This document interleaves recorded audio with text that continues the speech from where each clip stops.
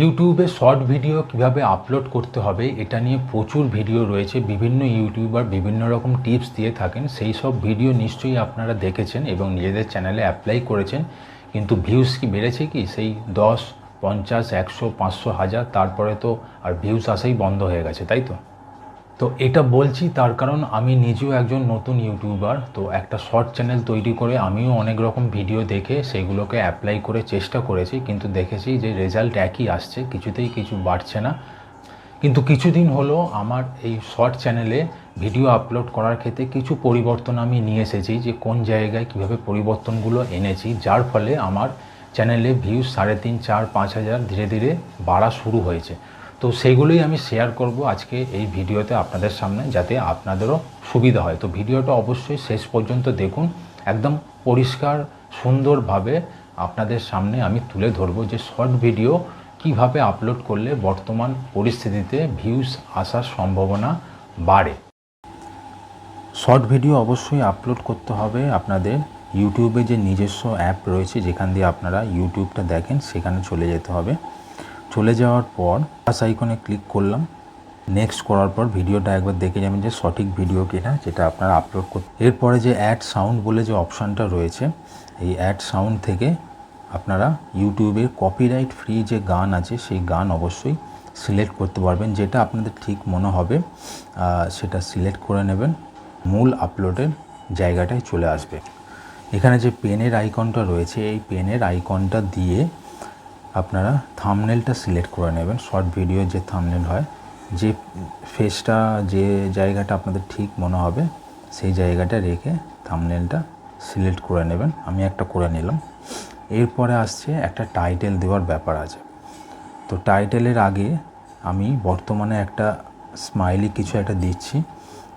তো আমার এটা যে একটা স্পিনার ঘোরানোর ভিডিও, তাই আমি লিখে দিলাম গোল্ডেন স্পিনার। Golden spinner. তো আপনাদের ভিডিওটা যার ওপরে ফানি হোক, বিভিন্ন রকম কুকিং আইটেম হোক, যেটা নিয়ে করবেন সেটা রিলেটেডই আপনি হেডিংটা লিখবেন, ঠিক আছে? অন্য কিছু লিখবেন না। এরপরে লাস্টে আর একটা কিছু ইমোজি টাইপের কিছু একটা দিয়ে দিলেন, এটা দেখতে ভালো লাগে দুদিক থেকে।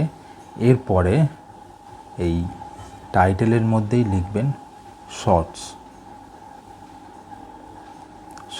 একটা, এবং আর একটা হচ্ছে ভিডিওটা রিলেটেড যেটা রয়েছে। আমার যেমন স্পিনার রয়েছে, তো আমি স্পিনার লিখে দেবো। আপনাদের যেটা হবে রিলেটেড, দুটো একদম হ্যাশট্যাগ দেবেন, তার বেশি নয়। এরপরে এটাকে কপি করে নেবেন। কপি করে নিয়ে ডেসক্রিপশানে যাবেন, ডেসক্রিপশানে গিয়ে এটাকে পেস্ট করে দেবেন, দিয়ে ছেড়ে দেবেন। লোকেশানটা যেখান থেকে আপনারা ভিডিও আপলোড করছেন, আমি কলকাতা থেকে, তাই কলকাতা সিলেক্ট করে নিলাম।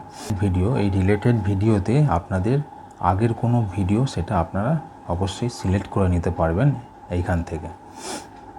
এতে কি হয়, এই ভিডিওটা যেটা আপনি কারেন্ট আপলোড করছেন সেটা যদি ভালো বুস্ট পায়, তাহলে যেটাকে রিলেটেড করছেন সেটাও বুস্ট পাবে।